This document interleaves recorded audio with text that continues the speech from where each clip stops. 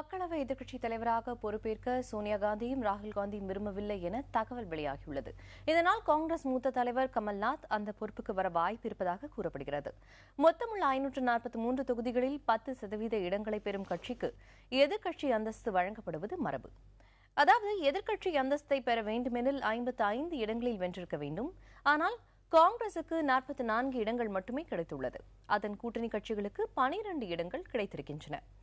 இதனையும் சேர்த்தால் ஐக்கிய முற்போக்கு கூட்டணி உறுப்பினர்களின் எண்ணிக்கை 56 ஆகும்.